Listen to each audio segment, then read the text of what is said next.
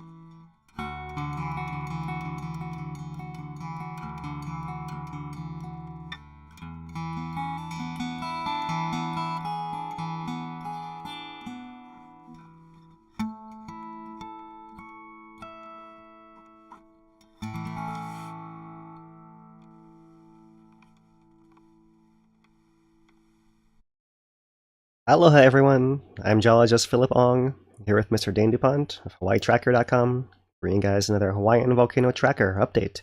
Today, Thursday, November 3rd, 2022. It's pretty quiet out there, to be honest, Dane. Maunaloa still got some earthquakes, but they're above background, but they're steady on a lower side of things, nothing as high as we saw last month. Kilauea is still filling, but slowly. The newest measurement we have of volume is really, really low, so it seems like it's just trickling in there. So still coming in, but slow. And that's kind of the big picture today. We'll go into all the little details. We'll talk about the details of the earthquakes, where they are, aftershocks of Pāhala. We'll talk about all the new visuals we have of Maunaloa, new videos of Maunaloa Summit, and we can kind of take a little tour up there of that, so you guys know what that looks like. And then back to Kilauea for our second half, and we'll talk about the volume calculations and the recent activity and all of that. A little bonus video of gas measurements today, a little insight on that. And lava viewing from 2 pineapples as usual. So that's kind of our lineup today. What have you got to share with us? Start off. Yeah, just thinking about, I was reading through some of the media reports since the community meeting by Civil Defense and USGS. They were taking snippets of that and running with it in the media. Reporting hasn't been that bad. There's a few exceptions for it. The Associated Press, though, put out a video and a news article today, both of which were pretty good. Reserved expectations, but both pretty good, and they had Tina Neal, the old head of the old scientist in charge of USGS-HVO. So it was cool to see her again, commenting on the situation here. Yeah, awesome. Yeah, and Tina Neal is now the director of the entire National Volcano Center, right? So she's at a much higher position, stepping in to help with the AP. So that's awesome to see her again, for sure. We will review a little bit of the advisory history and what's really changed to prompt this uptick in monitoring and preparation and outreach and all of that, right? And really what it comes down to it is that tilt signals is what's new. It hasn't really been seen before last year, but really the first time we saw it was last year, and then again earlier this year, and then again last month. So that's the biggest difference, really. And we'll review that as well. And unless you got something else to share, we'll jump right in. No, that should be good for now. We'll get into it, and I'll jump back in later.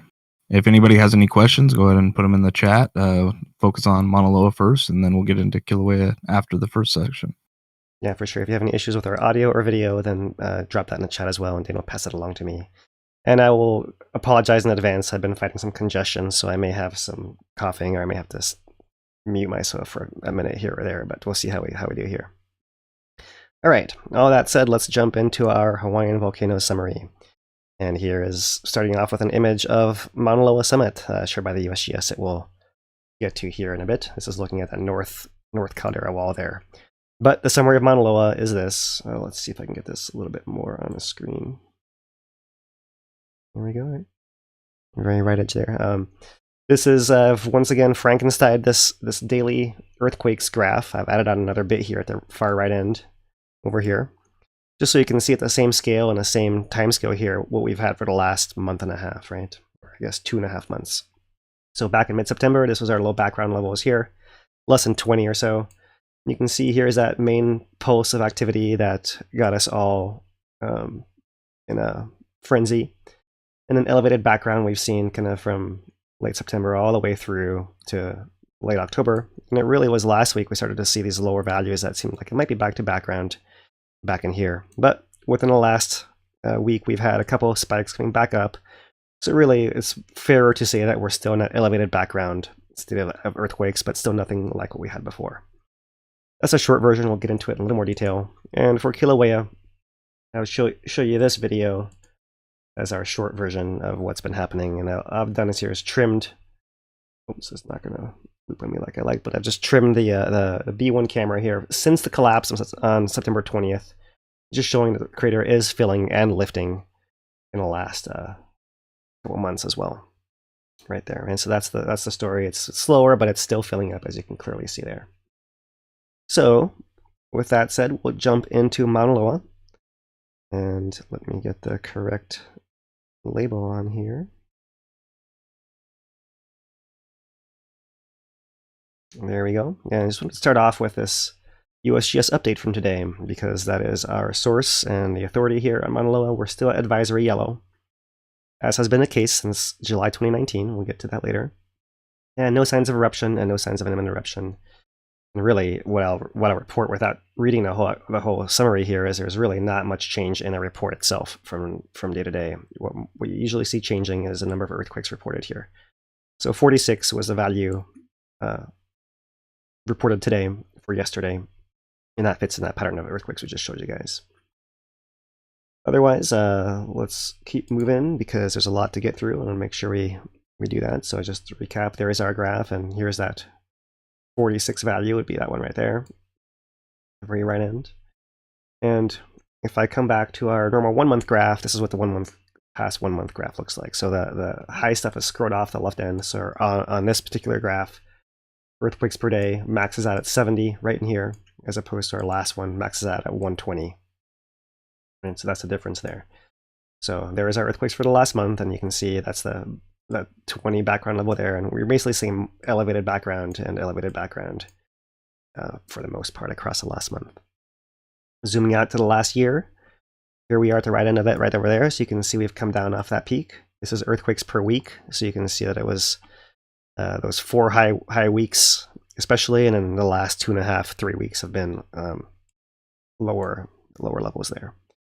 For the last 5 years, you don't quite see it because we're earthquakes per month, and so we haven't quite scrolled off enough to actually give ourselves another bar here. But that's how it looks in comparison to everything in the last 5 years. So really, this is an indication of the peak of earthquakes being the highest that we've measured in the last 5 years as well.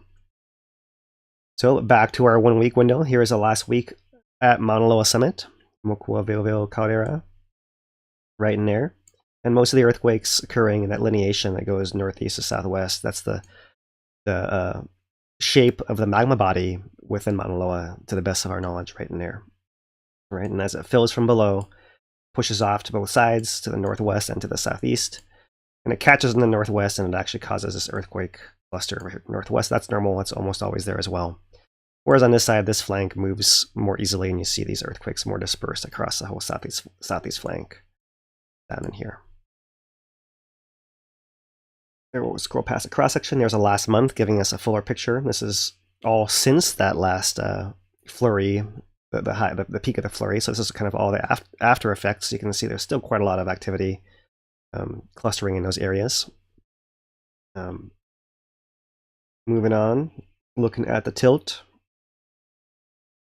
The tilt for the last week is showing those daily variations, and maybe a little slight wiggle in here, but if you look at our scale, we're going from 0.8 to -1 or -0.8. So really, it's, if you have any kind of movement, it's very, very little and not very convincing. And for the most part, it looks like it's fairly flat to me, flat enough that I wouldn't feel confidence in calling these little wiggles anything meaningful.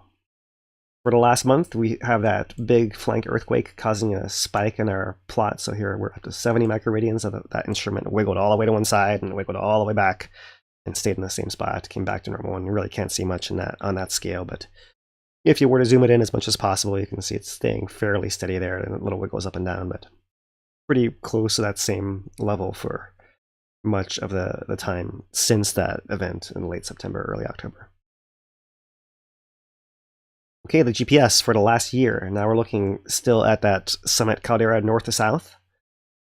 And we'll zoom in to the far right end here. So when this line is going up, it means the sides are getting farther apart, and that magma is wedging into there and pushing them farther apart. And down here, oh, let me scroll it up a little more. There's the October timeline right there. You can see it was right around then, and we changed from having a fairly steep rise, very steeply rising line there. Sorry, I'm not drawing it very straight, but to a still rising but less steep line over here on the right. So magma is still coming into the volcano. It's still wedging in there and still pushing the sides apart and pushing it up, as we'll see when I scroll down. But it's doing it less quickly, less forcefully than before, right? Before it was really pushing it quite a bit, and then now it's still doing it, but at a little bit lower rate there. So still filling. That's one of the signs it's still filling. We have to ignore this data point that's all by itself up there. Those occur, you can see back in the history of data here. We have to just ignore those and smooth it mentally here. This is now the vertical up signal at MLSP, one station. And if we scroll over here, you can see that the line really hasn't changed through October. It's been steady up, right? So the mountain might be wedging less so sideways, but it's still rising just as quickly. And so the sideways pressure is what's been alleviated mostly, and that would make sense since we had a big flank earthquake, 5.0 preceded by a 4.6 back on October 13th. And another sign of magma still coming in and still swelling the thing, right? The GPS is a broader signal, so when we see this suggestion of magma infilling on the GPS, but we don't see it on a tilt, that means it's filling that's slightly deeper part of the volcano. I mean, the volcano, it's all relative, of course, what you think is deep and shallow. But the shallowest parts, call it, the upper 2 miles or so, which is still a little bit above sea level. That's a big mountain. That's what's affecting the tilt meter. And then everything below that, kind of that area of a magma reservoir that's deeper down, that's what's affecting the GPS as well. So still filling in, but not reaching as shallow as it was before, is the bottom line here. Here's the pattern for the last 5 years in GPS. You can see it's done this expansion and then contraction, expansion, contraction a few times as the summit swells and then relaxes as the flank moves and swells and relaxes. And so we'll wait and see what happens with this. But the big picture is that really since 2018, it's been spreading, right, with these little variations up and down. And at some point, one of these will lead to an eruption, or the pattern of them building more and more frequently will lead to an eruption at some point. But what we see here is not convincing yet that we're there yet. And there is an up correspondingly as well. So that's the GPS signals. Let's leave that there, and let me just show you guys the different places we can have earthquakes on Maunaloa, and recognizing that there are some people joining that maybe haven't caught all of our updates in the past, and I'd give a little bit of a quick review here. Right, so looking at the summit region, this is back to 1983, Decker et al. Publication on Maunaloa's earthquakes, and before that eruption in 75 and in 84, pretty much every time we have earthquakes in the same area, right below the summit, right here, and just to the northwest. And that's thought that the magma coming into this zone here is pushing both ways, there and there. And so the summit earthquakes end up being shallow beneath the crater and upper southwest rift, and just off to the northwest as well. I think that's the pattern of it.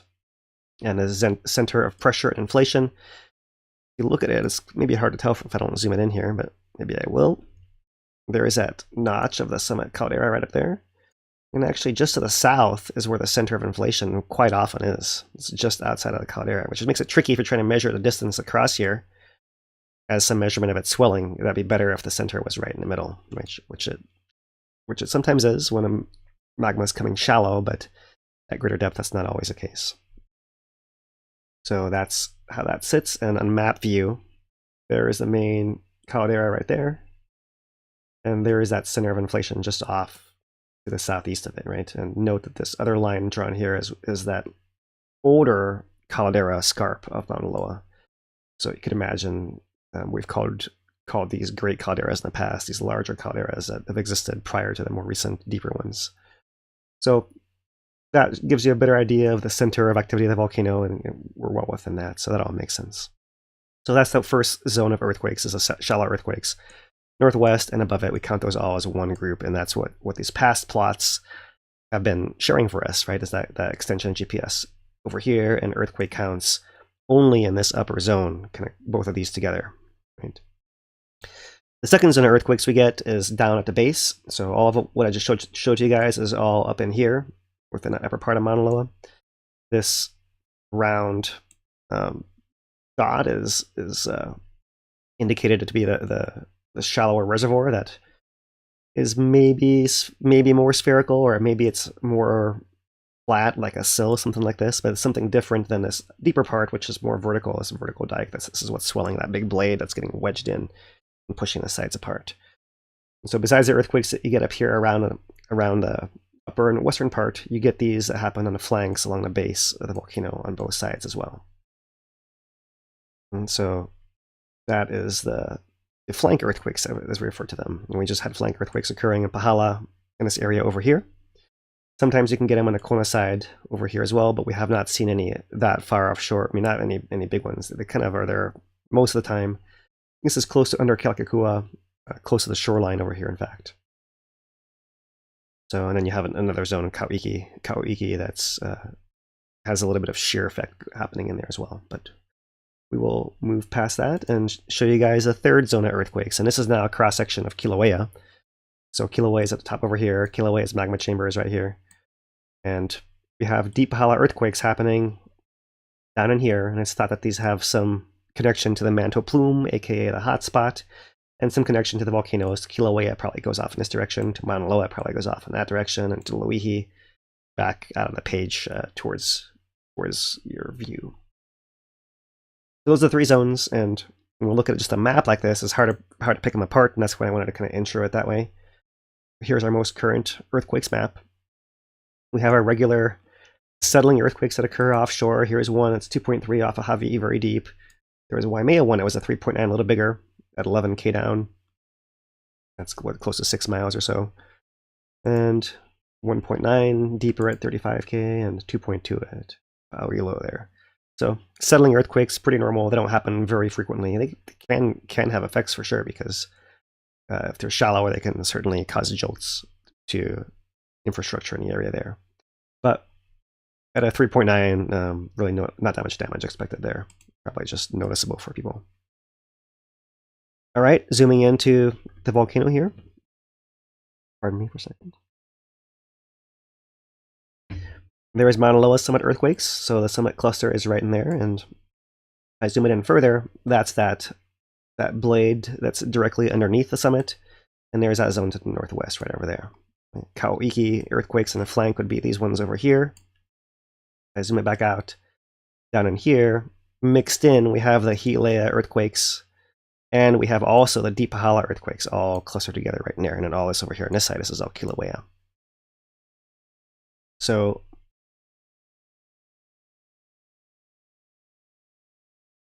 here is a cross-section we've been showing for a few weeks, couple weeks, to try to illustrate the position of these earthquakes, right? There is the shallow earthquakes, the shallow ones and the ones northwest kind of clump together.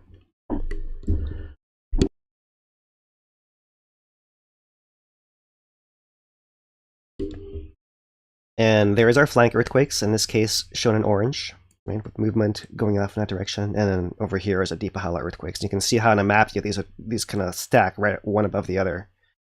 They're hard to pick apart unless you have them colored by depth as opposed to colored by time, right, as we've been showing you guys so far, colored by time. So that's how it looked during that main event, main flank event, and the main summit event last month. And in a month since then, here's the earthquake distribution.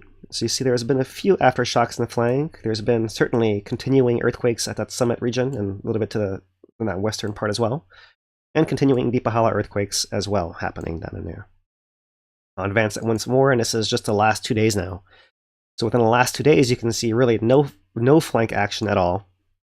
We still have that shallow summit activity ongoing, and we still have deep Pāhala earthquakes ongoing, right? So really the flank activity seems to be settled off, and we're back to where we were prior to that adjustment, right? With slightly more room to stretch within that edifice of the mountain, within that structure of the volcano there. Okay, so that's the main section on our Maunaloa earthquakes, and what I'll do is transition us to Volcano Watch, which is also about earthquakes, but let's give it its own section here. And we'll start with last week's, since we were not able to bring that to you guys. So last week's was aftershock forecasts of after large earthquakes. And here is that article it's posted on HawaiiTracker.com if you want to go and read through it. But the long and short of it is that when you have a magnitude 5 or greater earthquake, you typically have an automatic trigger for aftershock forecasts to come into play. And on the mainland, this is often done automatically, but they explain here in this article that in Hawaii, they require the USGS to confirm that this was an earthquake that will follow those decay laws, like that it will kind of follow the patterns that they expect, because when the earthquakes happen due to magma coming in and pushing rocks around, they don't follow the same kind of pattern, right? There's two different kinds of earthquakes. You have the smaller, more frequent, more numerous volcanic earthquakes when magma is pushing through rock and breaking it. And you have your regular other earthquakes, the ones that you normally think about as two giant pieces of crust moving past each other, and they catch, and then it releases a big jolt of energy. And you have smaller and smaller events following after that. So after that USGS HVO confirmation, they do institute those those aftershock forecasts, and I'll get to that in a second here, but just to show you the graphic they have in the Volcano Watch last week, there is at 5.0, there was actually a 4.6 just prior, not actually on this graph, but right in here, and that's a foreshock, and then the aftershock, and then the main shock, as you'd call it, the 5, the bigger one is the main shock. And you can see there's kind of a decay pattern there, something like this, right? So you expect to have more 4s in that week following that, and lots of everything else. And that following week, you might expect to have more, the highest magnitudes be in the 3s, and then the week after that, maybe more in the 2s, and so on and so forth, right? That's kind of the pattern you see there. So to get to it, if you click on that 5.0 earthquake, you can scroll down here, and there's a lot of things that you're probably familiar with, the map of where it is, historical information of other earthquakes nearby, who felt the earthquake and sent in a report. Over 1,000 responses for this event. The did you feel it intensity map of where people were reporting what they felt. The shake map, which is the estimated map just from the accelerometers they have installed, right? It's different than a seismometer. It's measuring the acceleration of the ground during that earthquake. You have estimated impact as far as losses or fatalities, none in this case here. Ground failure, origin, all of that. And if you come all the way down, eventually you get to aftershock forecast right in there. And so click on that, and that gives you this page, aftershock forecast. And here is the summary. Be ready for more earthquakes. We're still not out of the window of earthquakes following that main shock. So be ready for more earthquakes. And if you click on that, it'll tell you drop cover and hold on. More earthquakes than usual. Aftershocks will continue to occur near the main shock. When there's more earthquakes, the chance of a larger earthquake is greater, which means the chance of damage is greater. And no one can predict the exact time or place of any earthquake, including aftershocks. So the way they do it, actually, if you scroll down here, I won't read through all of this, but it does summarize it there pretty well. But in the detailed part, which is what I'll get to right here, they'll say, and this is the estimate issued today and through November 9th, right? They say there's a 39% chance of magnitude 3 and above aftershocks within the next week, and it's most likely 0 to 2 of these will occur. There's a 5% chance magnitude 4 and above aftershocks within the next week, and it's most likely 0 to 1 of these will occur. There's a 1 in 200 chance, 0.5%, of magnitude 5 and above aftershocks in the next week. Such an earthquake is possible, but with a low probability. Similar chance for greater than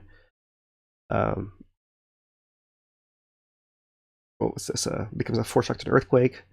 1 in 2,000 chance of magnitude 6 and higher, and 1 in 20,000 chance of magnitude 7 and higher. Right, so possible with a very, very low chance, but that's kind of how it looks. And because it's been a little while now, if you'd checked this last week or the week before that, you'd have much higher numbers. You see something like there's a 60% chance of magnitude 3 and higher, or something along those lines. So just showing you guys the example here, it's not quite as useful anymore because the largest aftershocks are probably past, but continuing aftershocks would be expected, even things in the magnitude 3 range, right? That's what would be normal at this point in time still, magnitude 3s in the area in those shallower zones. As we just saw, we haven't seen any in the last couple of days, but could still be coming even if we're slowing down. It doesn't have to be a steady, continuous drop-off. It can kind of start and stop a little bit too. So that's the Volcano Watch from last week, and we'll turn to Volcano Watch this week. And this week's Volcano Watch is about InSAR and the challenges of InSAR. And InSAR, if you're not familiar, is interferometric synthetic aperture radar. This is essentially flying the satellite over the island while it flies by itself, and as it flies over, it shoots a radar down, and it gets a distance measurement of the ground. It comes and does that again, repeats the measurement, and you then want to compare those two measurements and see if you can see the ground being closer or farther away during those measurements, right? And ideally, you exclude all other factors. You can say, yes, that was from the volcano swelling from magma coming underground, or yes, it was a volcano moving from an earthquake occurring, or those kind of events would show up. So the challenge is illustrated by the image they show here. They've put out two InSAR images. This first one is a 12-day span, and it's showing, to jump to the chase here, it's showing atmospheric signals. Let me see if I can zoom into it a little more here. You see these concentric rings. This is what you normally look for like a balloon-like inflation pattern. You look just at Maunaloa, you might convince yourself, oh, look, something's happening in Maunaloa. However, you look over here to the north, and you see Mauna Kea. You see Mauna Kea's got the similar rings. And so when you see Mauna Kea have that same pattern, you can be pretty sure that Maunaloa and Mauna Kea are not inflating at the same rate. And it's not the same thing happening in both. So this is likely an atmospheric effect, putting the same pattern on both. And so you really can't see a whole lot in this 12-day image here. Really not much at all.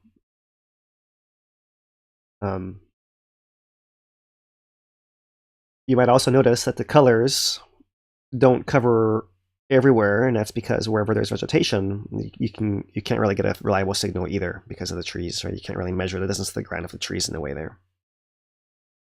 Not with this technique, anyways. So a different pass here. This one, this was 12 days, and so here to the right is 30 days. And now you see a slightly different pattern. You still see some of these fringes on Mauna Kea, right? So you still have some atmospheric noise in here as well. But for the scientists who are trained, these geophysicists who are trained to look at this data, they can then look at something like this little distortion in the field right in here. Now that's showing something going on, right? Something like the flank is showing some uplift or some movement over here in the southeast of the main caldera here a little bit. Just fractions of an inch according to the captions, but that's something that an InSAR geophysicist is trained to detect, something like that. Looking at Kilauea, for example, you might see a little bit around the summit, maybe, right? Kilauea doesn't really have the same topographic effect, so you can be pretty sure that this is not topography for the most part right there, but I'm going to be careful of that as well. And you also see a little bit of accumulation of magma up here in this upper east rift zone, right? So the east rift zone connector is up here, and the east rift zone goes all the way to here, and pool the right end right over here. So you can see that this zone of the rift zone is still been active, given this InSAR image here. We'll come back to that when we talk about Kilauea, but that's not new. This is all something we've been documenting for a while. Just seeing it a little different with the InSAR here. All right, so looks like it. Here we go. Let's. So that's the summary of the Volcano Watch for the InSAR. There's a lot, obviously, more in there. I'm not going to read the thing for you guys, so go and check that out on hawaiitracker.com if you'd like to see more. So let's move on to more Maunaloa, and we'll talk about preparedness first. And we're back here just to mention one particular news release. Dane talked about how there's been a better news coverage over the last week. Not quite so sensationalist, although there's still a little bit of that out there. Hopefully the word is spreading. Let's transition this here. Preparedness. I wanted to highlight the release that came out from Hawaii Emergency Management Agency. This is HAEMA, as we often refer to it. This is back on Thursday the 27th during a public meeting, or just before the public meeting. And this prompted some articles as well. But this is basically just showing that HAEMA is part of this effort, right? There's no new information here as well at all, really. It's just saying that there's the seismic activity is causing concern. No signs of eruption is imminent. Emergency managers and experts in geology are briefing the public and issuing reports, but there is no indications of immediate threat. So HAEMA continues to support our partners on Hawaii Island with outreach and planning assistance as Maunaloa's activity evolves. We encourage residents who are concerned about seismic activity beneath the mountain to explore the ways that they can improve their preparedness, including updating their emergency plans, reviewing their evacuation routes near where they live, work, and play, and checking the batteries and their emergency supplies. And there are some resources on the Hawaii County page and on the main FEMA page as far as general actions for volcanoes nationwide. So preparedness, what's the big deal here, right? Why is everyone working so hard for preparedness? And we've posted a couple of excerpts of the community meeting that took place in Pāhala to share with you guys, and you guys can check that out on our streams. But the long and short of it is that the advisory level of Maunaloa has not been put up. It hasn't really changed since July of 2009. So all I've done here is just put in a alert level. Normal was down here, advisory would be here, watch would be up here, and warning would be up here. And so we've back in 2006 when this system was established, Maunaloa was at yellow advisory as well. In 2010 it was dropped to normal. That lasted 5 years. It was bumped back up to advisory. That lasted 3 years. Dropped down to normal. That didn't last quite as long, just a year. And it's been back up at advisory ever since then, right? So this is our advisory yellow. So anyone who's saying advisory level has been raised is just wrong about that, because it still hasn't changed since 2019. What has changed is the issuance of daily updates beginning in October 6th, 2022. This is the first time we've had daily updates from Maunaloa, as far as I can remember, going back long time. We've often been weekly or bi-weekly or monthly updates, but daily updates is a new thing. So that's an indication of heightened concern there. That's one piece of it. And if I go back to, this is Volcano Watch article from May 6, 2021. And they talk about clues on a volcano, right? And most importantly, beginning in March 23rd, a tilt meter near Maunaloa summit recorded a change in tilt of about 5 microradians. It's not unusual to see this much tilt at Kilauea. There has never before been a tilt signal that could be attributed to changes in Mauna Loa's volcanic system. This is back in March 2021, right? A full year and a half ago. So that was the first time, and that was the first indication of shallow adjustment within Mauna Loa summit. And we have heard since then that the USGS and Civil Defense and HIEMA were all involved in preparations as well at that point in time because of these signals, but they never got anywhere with it, right? Whereas this go around, they actually have followed through with more outreach and all the coverage that we've been seeing. So that was instance number 1. August 3rd, between August 1st and August 3rd, 2022. From another Volcano Watch article, another tilt signal on Maunaloa, right? So the tilt actually rising up, and then a small earthquake offset, but accompanied by another summit swarm of earthquakes. Didn't last nearly as long, wasn't nearly as many, but that also occurred and showed a tilt offset. So that was the second time, and that was August. And then only a few months later, end of September, this is from the more recent Volcano Watch from October 6th, we see this is the green line, this is a tilt. The tilt rising up as well there, and then flattening out again. Right, so actually that previous August one is just off the plot, so you might have seen it go up, and then come across, and then go up again, something like that, if you had a longer plot to look at. So it's really these back-to-back signals. That's the first time we've had 2 so close together, right? And so we only had 1 last year, and here's 2 closer together now, and that's also new. Right? We still haven't changed alert levels, but we're seeing signs of the magma coming shallower in a volcano, not necessarily going to erupt. We see Kilauea moving all the time all over the place, and it's not erupting everywhere we see tilt signals changing, right? So it's really a localized thing, but it's a change from before, and that's what's different. And really that's what's prompting all this new wave of preparedness and public outreach and daily updates and all of that, right? So trying to cut through a little bit here to explain what's going on for those who are still kind of confused why we've been going through this whole song and dance. And really the bottom line is it's an opportunity to get better prepared, as you saw HIEMA state there. So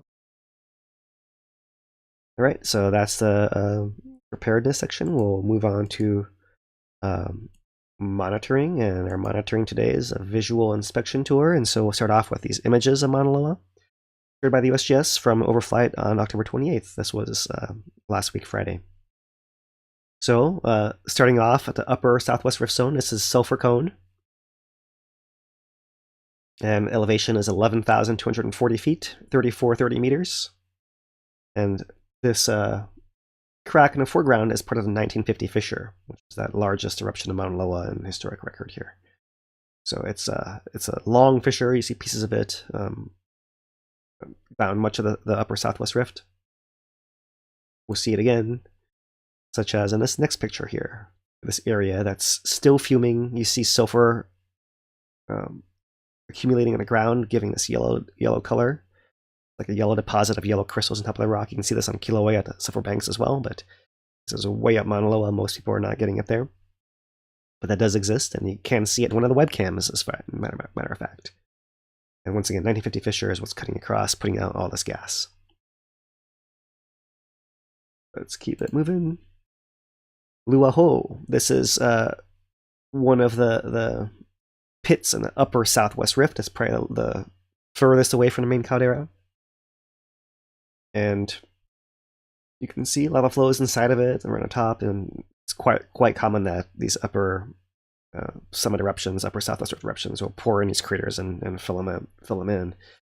It's interesting because it was, I don't think it was this particular crater, but the next one up was one that back in 1974, when we were flying over the volcano and looking for signs of change or unrest after having seen earthquakes there as well, had been after a newly fallen snow, and they saw that the bottom of the next crater up from here was actually snowless, right? Like there was no snow on the bottom of the crater and there was snow everywhere else, which would suggest that perhaps there was a little warmer down in there to melt that snow.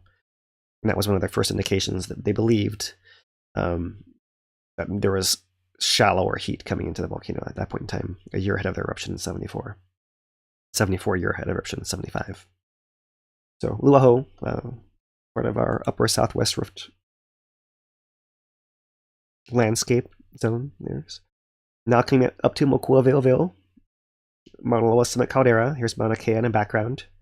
This is a southern rim of the crater right here. And most of the silvery lava is 1984 lava flow. Covers most of the caldera floor. There's a little bit of this flow over here, and that's hugging this southern wall. That's from the 1949 eruption. We'll come around to the cone that issued these is off screen and kind of flowed off from that direction over here. So, and then you also see in the foreground the rim of the caldera, and lava flows up here are actually quite a bit older. They actually predate this big hole, the caldera itself. So these issued from some other place higher up, and a collapse occurred since these lava flows were in place. Not only these ones, but the darker streaks you see over here on the right as well. Like all these dark streaks were flows that came off from the summit area going down. Right, the sources of them all cut off, fallen into this collapse when it happened hundreds of years ago. Continuing the visual tour here. And what I'm going to do is we're going to go through and point out these features, and then we'll show you a video that kind of flies across all of them all consecutively here, so you can see it all in real space. A little clip of the longer USGS video released today. So Lua Poholu, formerly known as North Pit, is that northernmost pit crater, part of the main caldera complex. And there is the main pit. You can see lava flows that are silver colored up here on this upper right side. They actually flow in, and you can see lava flow here in the bottom. There's lava down in here from the 1800s. You also see a big chunk of rock right in there, right? This is actually a piece of this old crater floor that sank in when the pit formed. Right, so that's an interesting big chunk in there. And up here, in the upper part of the photograph, you see there's 84 lavas in the very, very upper part up there. And you see some old fissures right at the edge. All this tephra right up here at this part of the landscape just north of Lua Poholu. And you also can see the Maunaloa Summit Trail up here that goes from the Weather Observatory. Tracks right through there. All right, moving on.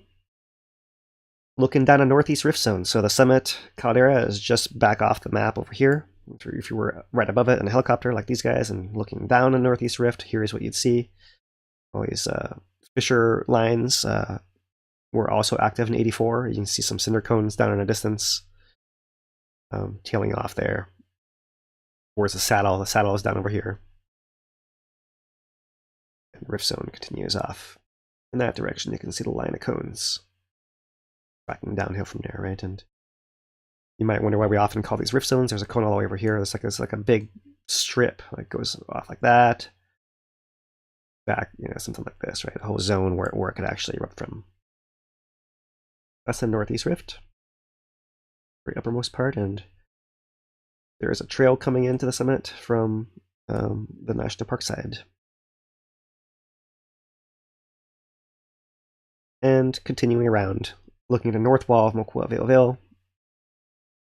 So there it is up there. There's a similar scarp from the collapse many hundreds of years ago that formed the caldera. Most of what you see in this picture is 1984 lavas. 84 fissure is right here. The lavas came from there and flowed off in both directions. And I thought this was cool. I'm going to zoom in here, but if you look in the very back wall of the crater, there's old lava tubes back in there, and this is not that different from what we see on the side of Kilauea caldera, right, where we see that big chunk and erosional scar where we actually thought there was water in there, and when a collapse happened, it actually eroded back down and formed a little gully. It looks like something similar possibly happened up here at Maunaloa too. In any case, it's a small feature on the upper wall of the crater way back there. Continuing, last couple here. On the floor of Mokuaweo'oweo, you only see a few features that are not from 84. This is one of them. This is a 1940 cone. 1940 cone and a little bit of a shield on the side of it here, part of the lava flow. Totally surrounded by 84 flows, and they weren't the first ones that surrounded it. And one more view. So that 1940 cone is just off to the right. This is 1949 cone. The 49 cone straddles the edge of the caldera wall and down in as well to the caldera floor. And this is the one that puts out that flow that comes off. That was an flow I pointed out in that first image that hugs the southern caldera wall. So that is the static tour, and what I'll do now is I'll play the video. I'm going to play it at 2x speed because I don't want to spend our entire time.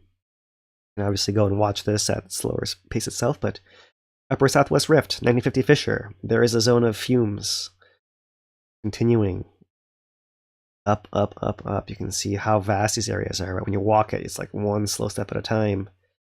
Flying over, you can see a much greater extent of the flows in a short time, especially if I speed it up for you guys like this. And getting up to the slightly less steep part, you can see a little bit more of the undulations of flows, and we're right upon the caldera, just over to the left there. Cut over, there is that flow. Here's a foreground of the 1940 cone there. Coming across mostly 84 lava there. The 49 lava is this dark stuff against the back. There's the roof of the summit cabin reflecting in the sun. It's still tracking over there. There's a 84 fissure. Flows coming from it on both sides. Over, we're flying towards the east. We're looking to the south here. And then we come upon North Pit, right in there. And more of these fissure lines you can see actually will quite often cross across a caldera, which is why you have lava flows coming up in the upper northeast and upper southwest rifts. That's part of some of the activity. There's a pit, there's that slab of rock that's inset within it. You can see a little bit better now that we're circling around it. You can see its three-dimensionality there. And then the helicopter is going to loop past Kilauea to the south, Mauna Kea, Walalai, loop back into Mokuaweo'oweo and Maunaloa. There's dark lines of the 42 fissure that kind of came across the caldera floor and up on a rim as well, poured into the crater. 84 fissure in the foreground. There's our old lava tube. Heading across, we're now looking north and flying west. There's our 1940 cone. And our 1949 cone. Right in there. And we will conclude the video tour right in there. And looking south, those other pits would have been out in that direction over there. So that was a quick tour of it, and I believe that is most of the end of our Maunaloa section here. What I'll do next is pivot us to our community events before we take a break for some questions here. So, a couple of things to mention. One is National Park events, and keeping on a Maunaloa theme for November, the one geological program being offered that's unique. We still have Dr. Jagger, Dick Hirschberger, doing his performance at Kilauea every most Fridays. Actually, it looks like 2 Fridays here. But this one is what I wanted to highlight: the birth of Kahuku. Saturday, November 12th, 9:30 to 11 a.m. This is a hike across the 1868 lava flows of the southwest rift of Maunaloa. So it's not too far off the highway. 1.5 miles. It's really a fantastic program. You're looking for some geological excursion. That's a great one to do right there. It is that Kahuku section of the park, which is further west from Volcano, 50 minutes away from the main entrance of the national park.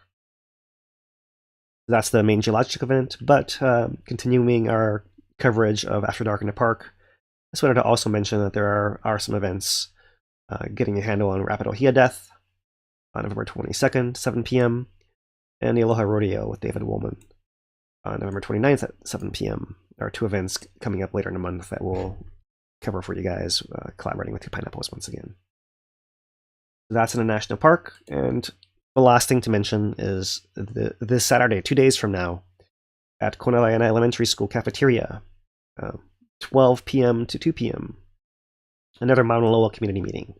This is a third of the series. There was one in Ocean View, there was one in Pāhala, and this is the third leg there of South Kona, right? Because all different communities that maybe can't all make the meetings come around and drive around the island depending on their schedules. So that's the other community. Maunaloa is a big place. The Southwest Rift is of concern to these communities especially. So making sure to go make an effort to reach people as close as possible. So that is our Maunaloa coverage today. And I will turn it over to Dane to say our mahalos. Yeah, start out by thanking our sponsor, iCare Hawaii, and for the helping us keep an eye on Maunaloa. They are eye care specialists that service the Hilo, Ocean View, Pahoa, and Kīlauea regions. So those are some of the most exposed areas to populations to the volcanoes. So we really appreciate them helping their community with the eye care, but also helping keep us going on Maunaloa and keeping that focus on it, especially during this period classified as heightened unrest. So yeah, definitely check out Eye Care Hawaii and Dr. Ian Kawamoto over there and his whole team, and appreciate their sponsorship. We also are brought to you by the County of Hawaii through the Vai grant, and they are helping ensure that this program continues, but also writings on our Facebook group and on hawaiitracker.com. So we're doing written posts, we have short videos, and all that's sponsored as part of a package that we're doing with the county as a through the grant and aid program. And so we really appreciate their support as well. And we also had a super chat come through. I want to thank them. It was a $50 super chat from Timur, and it just said, thank you for the program. I believe it's gone. I need to write those. I can't believe they go out of chat nowadays. They used to stay persistently, but now they're gone. Anyways, appreciate that, Timur. And with that, I think we can get into some questions. We got some good ones today. Start out with Brian, who asked, "Hey guys, great show as always. I've been curious, when was the last caldera event on Mauna Loa? Was it recent or within written history?" Not within written history. I can't think of it offhand right now. There's a Volcano Watch on this as well. So I want to say it's somewhere in a range of 800 years ago ish. 1,000 years, 1,200 years, somewhere in that ballpark. So I don't. It's not written history, but it's not that long beforehand, right? It's recent enough that it's clearly cutting off those lava flows that come off the edge of the crater there. Let's see if I can find that as we keep going through. Right, we're talking about their caldera collapse event, of some kind. Yeah. So just to clarify for people on that one, because right, caldera event's kind of vague. Right, meaning that the ground was flatter before, now there's a big hole up there. Yeah, exactly. Yeah. All right. So Carly asks, how quickly could it go from no imminent threat, which we currently are at, to an actual eruption, or threat of an actual eruption? Well, pretty quickly, yeah. Yeah. So I think there's two ways to answer that, right? Right. Are we talking about the volcanic alert levels only, and the USGS text only, from them saying no When- imminent in their text to not Yeah, imminent? when does that drop out and they say, yeah, maybe imminent type thing? Well, so that's hard to answer because that's internal to them when they decide to say that differently, right? But what we can say is that there's going to be changes in the monitoring data more than likely ahead of time that precedes, right? So we're going to see ramp up in earthquakes, ramp up in GPS and tilt and all that. And then they'll at some point change their wording. And at some point, beyond changing their wording, they may actually, once they believe in some eruption is imminent, they'll put advisory at watch orange, right? We heard Ken Han talk about this at the Pāhala meeting, that they are going to have to go through a progression, right? They're going to go from where we are now, yellow advisory. Once they believe an eruption is going to happen, if they're predicting forecasting eruption, they'll put it to watch orange. And from that point, it might only be hours till they go to red warning, right? So kind of watch orange and red warning are going to probably come pretty close together. And when that happens, it's going to be just for the summit. Just for the summit is what is expected. Unless something crazy happens that's never happened before, it's going to be just for the summit. And then if the lava migrates out of the summit into one of the rift zones, they'll put out another warning at that point in time, saying the magma is going into, say, the northeast rift or the southwest rift, right? Then if it keeps going down with either one of those rifts and starts putting lava flows off the side of the rifts that come downhill, they'll put out another warning that says lava is leaving the rift going towards these areas, so that then civil defense can take action and people can take action to start planning evacuations and all that. It's hard to know where to evacuate if you don't know where the flow is coming. So you have to really have to wait for the flow to start moving to be able to evacuate, which is why we stress preparedness so far in advance. If you're prepared all the time, then the actual evacuation is just a very, very small piece of that, right? Everything's prepared ahead of time. And that's kind of where they're trying to get people's minds nowadays is just, be ready. You can't predict it. And we have patterns that existed in the past, but those patterns can be broken. And the job of civil defense and of the USGS is to prepare for any possibility, anything. And so given that, that's why such a push in preparedness here. And once again, I'll restate that preparing for everything and expecting everything are two different things entirely, right? We probably don't expect it to be the worst case scenario immediately, but we would like to be ready for that to be the case. All right. Next question is from Richard, who asks, next time Maunaloa erupts, will the earthquake cluster zone on the north slope indicate a flank eruption in that area? So basically, if the earthquakes are on the, we were looking at those clusters, right? If it's a north cluster, does that indicate a north eruption? Basically, if the earthquakes start focusing. So we only have earthquakes back for 2 eruptions, right? Really, we have 75 and 84 eruptions, and they both have had earthquakes in that northwest area and not had lava coming out of that area. So my default answer is no. However, the caveat is that there was once a radial vent eruption from just downslope of that area. So we know that at least once there was some pathway out for the magma in that direction. At least once. But it was very, very rare. What happened one time out of the last 33 eruptions.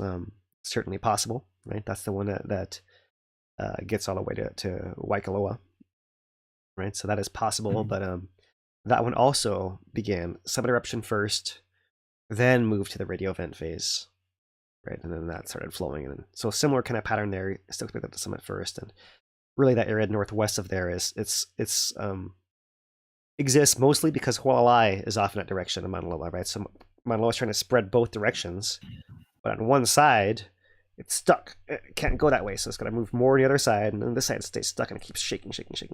And that's why that northwest area gets activated with earthquakes, and usually a little bit deeper, right? Usually that's the intermediate zone of earthquakes, so slightly deeper down. And so we're seeing them. We saw the events really over the last couple of years. Dane, it's been a while we've seen them in that area, right? Intermediate earthquakes in the area activating. So now it's the intermediate and shallow in that northwest area, showing it's getting pushed more, right? So there's more pressure in there, as we already know from everything else that's happened. Right. Next question is from Yvonne, who asks, what data decides that a large jolt greater than magnitude 5 is an aftershock and not a new earthquake caused by slippage or fault action? Something like the depth and location of the quake. Yeah, those would be my answers. Yeah, exactly, Yvonne. That's exactly what I'd say. I'd say, yeah, depth and location, right, is how you'd associate those. And yeah, you didn't hear the presentation of Pāhala. Ken made that joke about seismologists, right? That they tell you what's happened after you felt it happen. Right? You feel, everyone feels an earthquake, and everyone knows, oh, that was about a 4, oh, that was about a 5, oh, that was about a 3, and everyone's got their own guess, and they come back and they basically reaffirm you right after the fact, right? So yeah, it's kind of same thing. You don't know if the earthquake is a foreshock or the main shock until later on, if another bigger one occurs, or So yeah, really, it's I think you're right on there, Yvonne. I think if you see it happen in the same location, the same depth as the one you saw recently, sometimes not even so recently. If you had like a magnitude 7, like have a year go by and have magnitude 6 in that same area, yeah, I might even call it an aftershock still too. Kind of depends on the parameters you put in place, and exactly who's talking about it and how strict they want to be. Yeah, makes sense. Yvonne also has another question. Asks, how often do they do InSAR? I know InSAR has limitations, but it's a great tool for remote sensing, especially in times of unrest. Do they do InSAR more often in times of unrest? So we've been asking about this for a long time. Yeah. So the satellite flies over every week, I believe. Now, I don't know that. I think it's two different satellites that fly over every week, I want to say, but I'm not sure that they have capability to measure every time. I'm not sure, something has changed recently as well. I'm not sure if they're flying less or capturing less or what have you. But the satellite's flying on its fixed orbit, and it's just kind of going over and over. So it has a particular period that it comes around that you can't change how often you get that snapshot, right? So we often say that InSAR is really good for the cover. You can kind of see the whole island all at once, but you can't really fine-tune the time, really, right? Because you have the whole week of time. If you have 2 events in 1 week, you're going to get them both together. If you have an earthquake and an eruption, you're going to get both of those events together as one image, as opposed to like, here's one day, then the next day, then the next day, then the next day, then the next day. Unless you have, some connections in high places. I think we heard that back in, what was it, 2011 maybe? 2011, when we had that summit draining of magma of Kilauea caldera and a rift eruption, that word was at the time that someone had a connection at NASA and they were able to make sure the satellite was flying over that day so they could capture that event. But that's the only time I've ever heard of that. I'm not sure that that's how true that actually is. But for the most part, you got to wait for it to fly back over. So that means, essentially, it's a great question, Yvonne. It means that you basically have 1 week at a time at best. Now, it flies over today when it's pouring rain over the whole volcano and cloudy everywhere. That data point is worthless. So now you're on to 2 weeks possibly, right? And that could happen quite a bit in Hawaii, as you know, right? So it's, as far as having data that's usable, you may not get that every week, right? So right. That's the best of my knowledge. We've been asking about this for a long time. We'd love to hear more about it. It's awesome to see the Volcano Watch detailing these challenges that we've been hearing as a response for a long time. And even still, they're showing a little bit there. Yeah, and one of the challenges that USGS has is they put data online, and people will go and look at it and try to interpret it. And sometimes they have some training. We're trying to help you guys with that. Sometimes they don't. And when they look at it wrong and see something wrong, they can start a panic online by misidentifying something, right? And that's even true for something as simple as a tilt meter. Now, the InSAR is really complicated, and so if I was USGS, I'd be hesitant to put out data that only a few people know how to interpret. It's not really useful for the general public. The general public can't interpret it. So as a result, we really have had few and far between InSAR images released, and when they are, USGS likes them to be as clean as possible. And the other thing about them is they have we've requested InSAR several times, and they have provided it. And they usually provide some kind of commentary alongside it, right? So the last one we requested, they're like, yes, it's not good.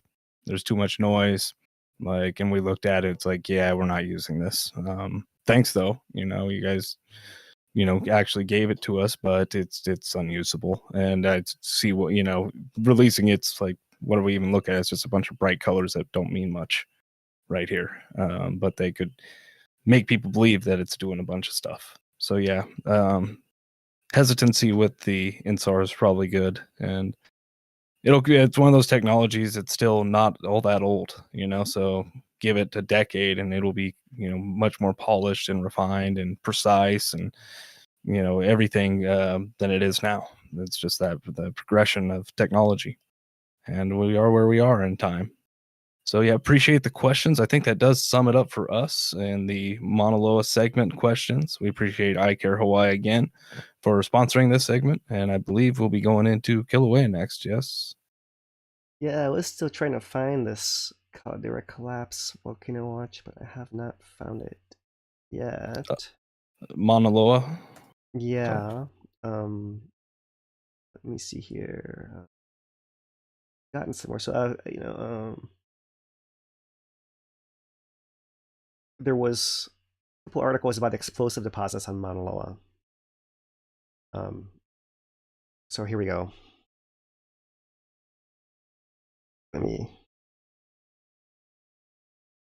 Okay, this is April 12, 2018, Volcano Watch, explosive eruptions at the summit of Maunaloa when they occur. This is actually one of two articles. There's a later one that comes out as well, but this one, there's one line in here, if I find it. Here we go. The average age of the underlying lava flows is 980 years before present. So that's the average age of the lavas that are cut by the caldera, right? So caldera has to be younger than 980. Some of the ejecta are showing 870 years before present there, right? So that's your range, 900-ish years ago. Caldera collapse, best guess based on this.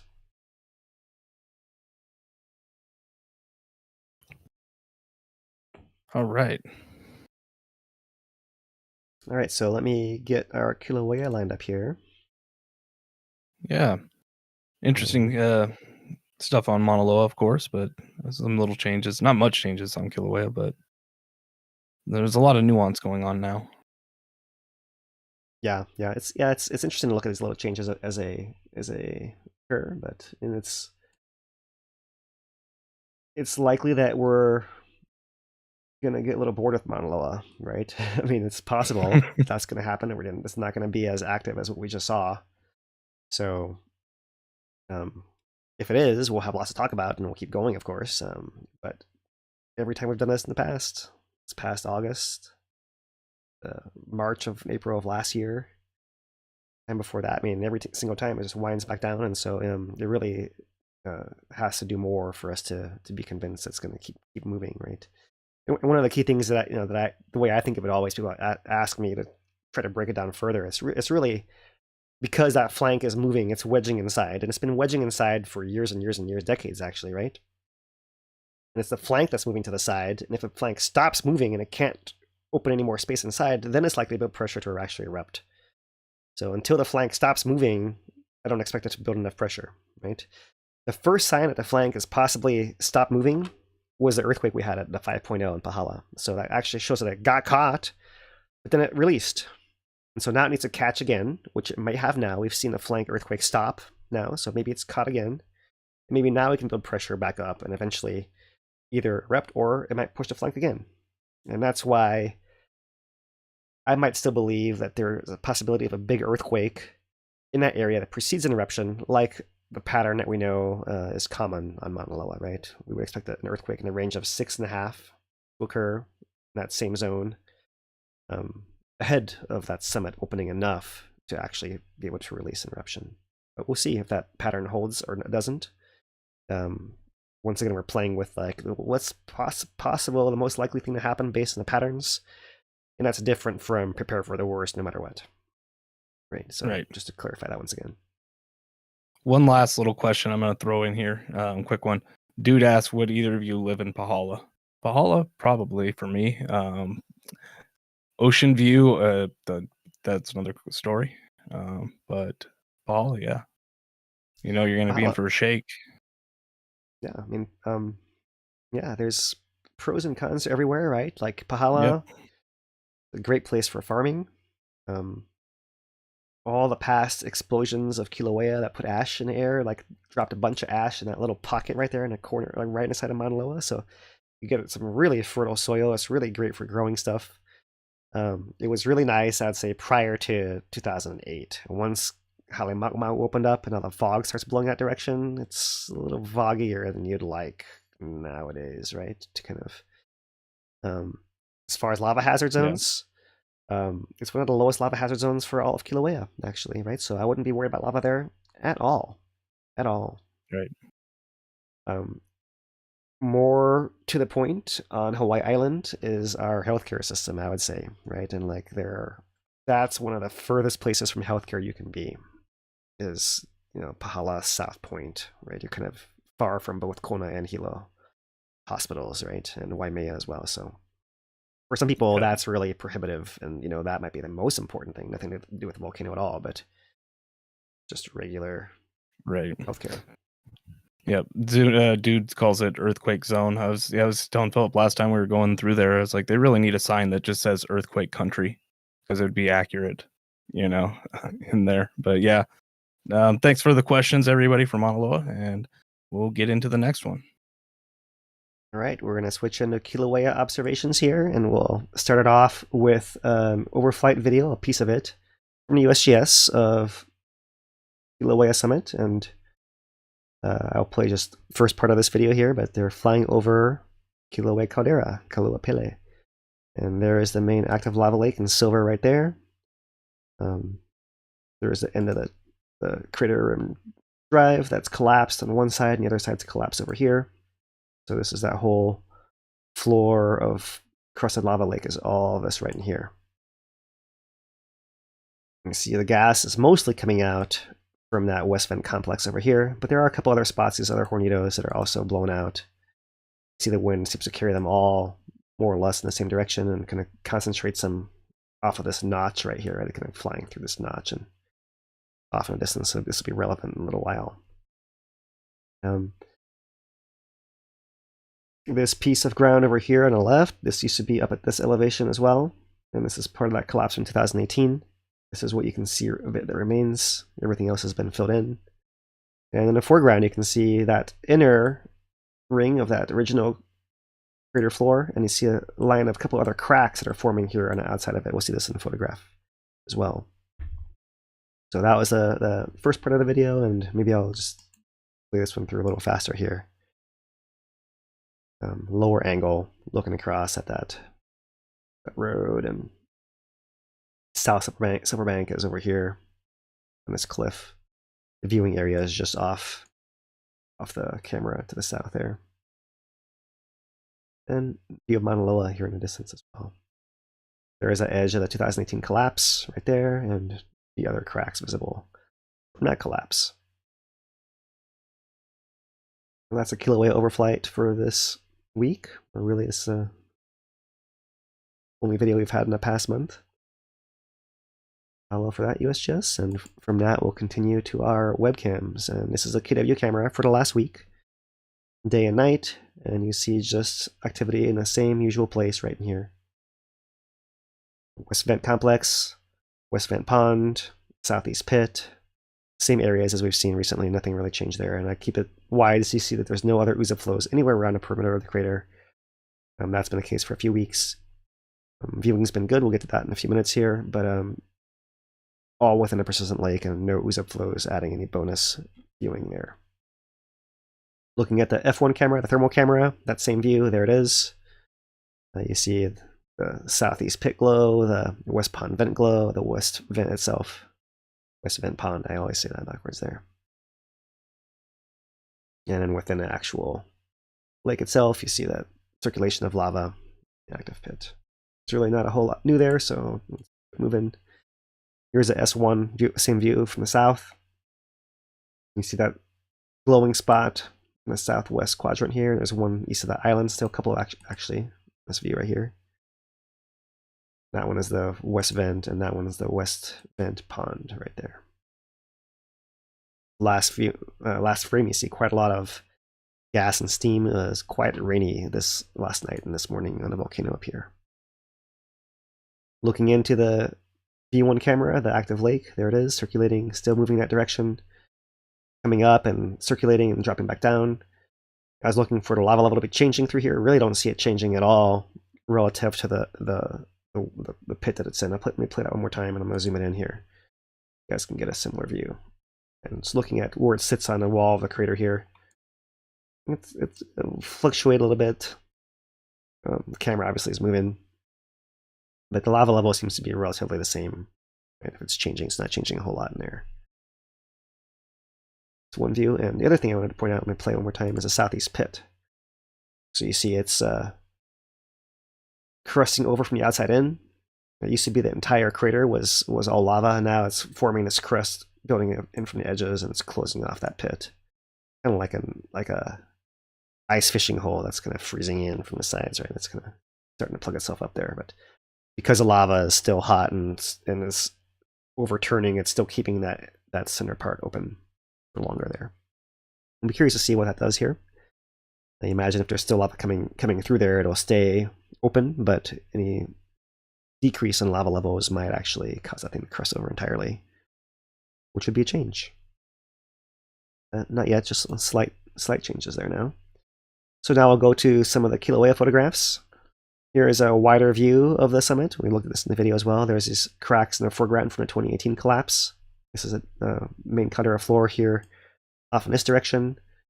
And then down in here is a downdrop block, that area right in there. And then that inner pit of Hale with that crusted lava lake. Lava inside of that entire area, crusted over almost everywhere except in that little area where the lake is persistently active. Stepping through here.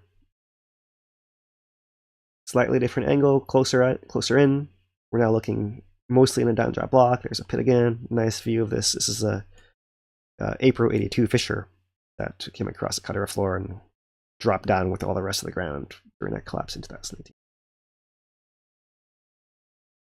And last one here, looking further down, more vertically down, and there's that open pit, the lava lake, and you can see more clearly here these series of cracks that are forming, right? Imagine when we had that intrusion on September 20th and the whole crust sagged down. These were likely some of those hinge points that occurred, right? And since the lava has been refilling it, they're also the points that are acting as hinges for it to fill back in. So for my observations of the time lapses, I'll share a little bit here. Mostly this inner part of the crater is what's rising, less so the edges, right? So it's refilling. It's kind of still reinflating the sagged area that it developed in late September.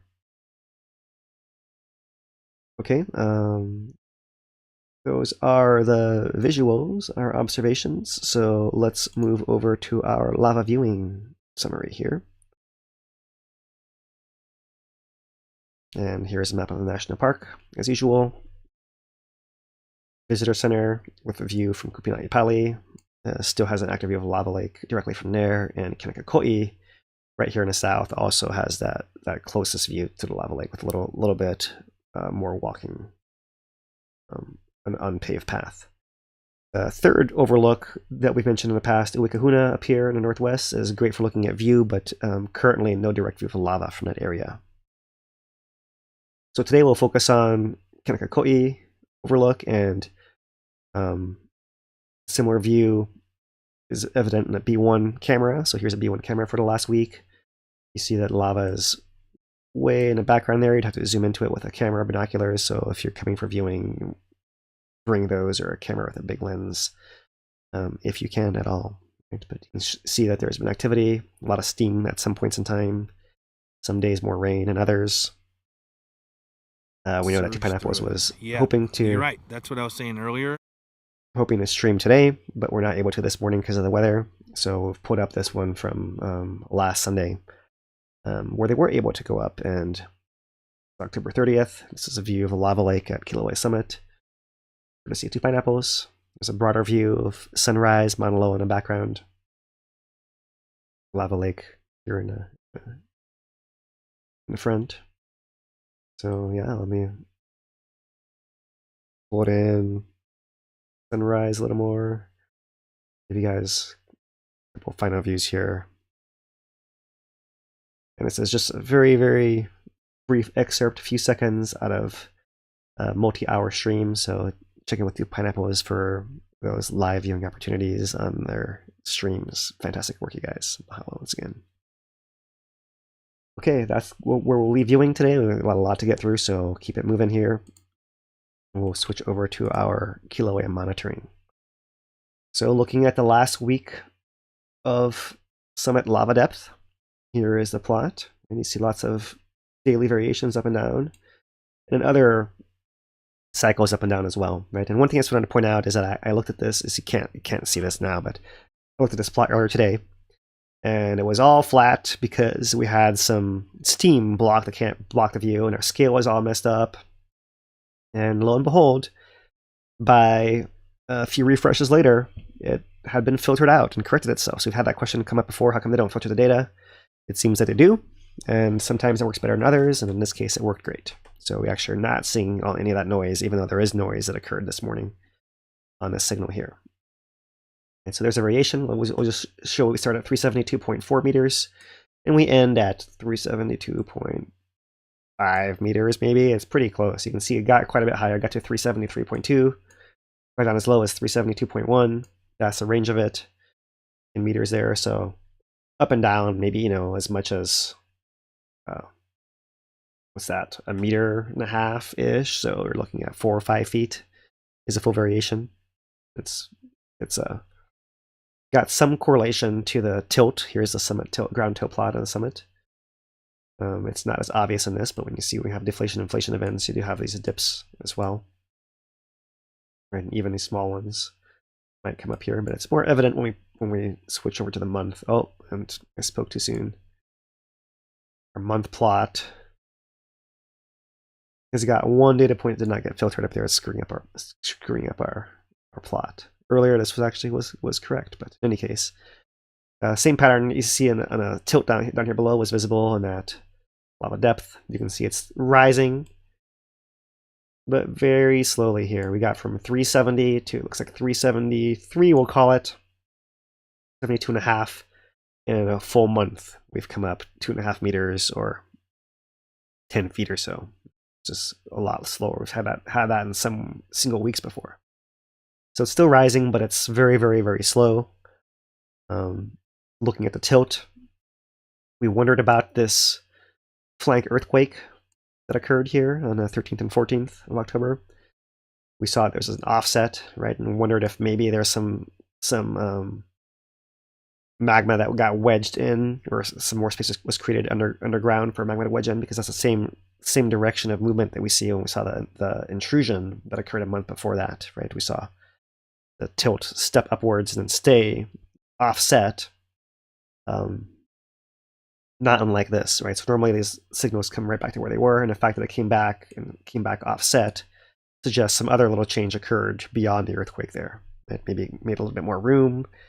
It could have caused more space for the magma to go into from underground, or maybe it caused less to reach the surface. I'm not sure that any draining occurred. I don't think there's a big enough signal for that.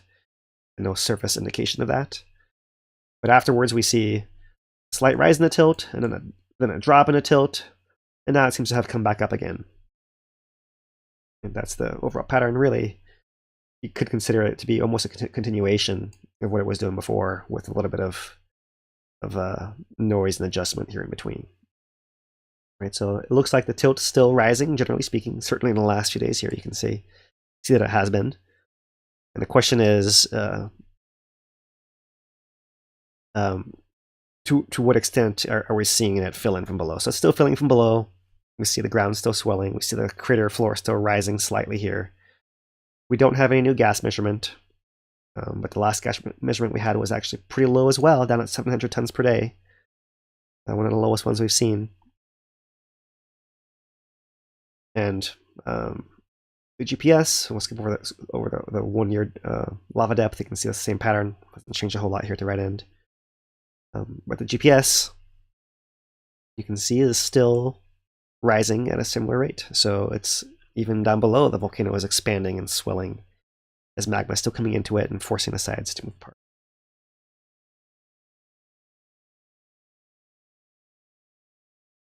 So on an east rift at Pu'o'o, we've seen a contraction across the line, so it's been getting closer and closer together.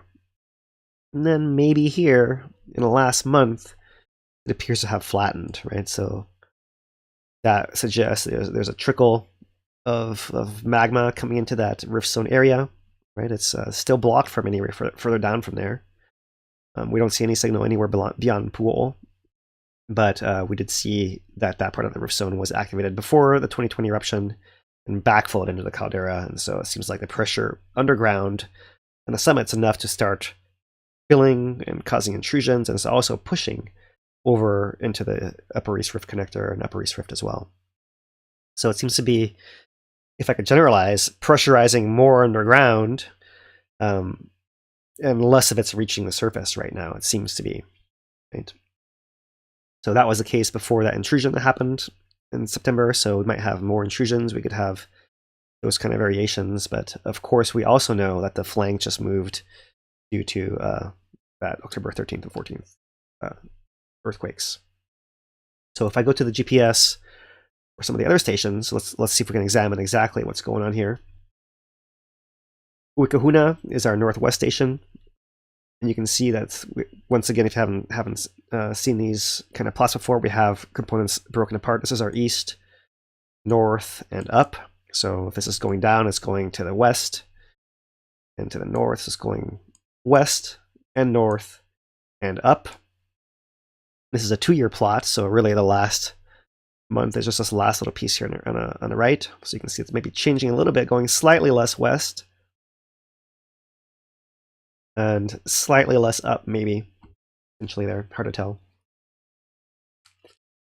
Just a second.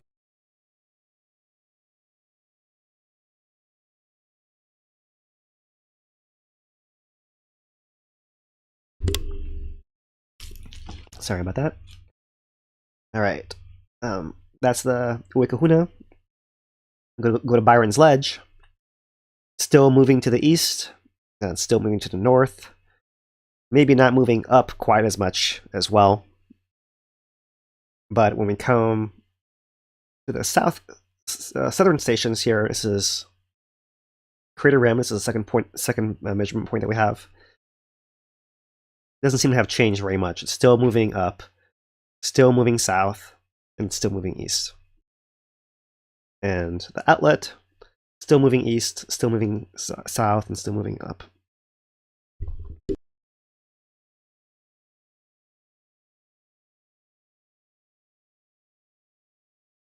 Yeah, 1 second. We'll be back in a moment. Yeah, sorry about that. I'm trying to mute when that happens there, but a little hard on the throat after I'm talking too long, an hour and a half now. All right, so let's try to summarize. On the East Rift, we don't see a whole lot of changes here, and nothing significant. Kamamoa, Pu'o'o, nothing significant. Further on, Jacuzzi, Jonica, nothing significant either. If we go to the south flank, the uppermost south flank, might be having some little wiggles in the up. This is Ahua and Puhimau areas there, and you don't see it beyond there anywhere else.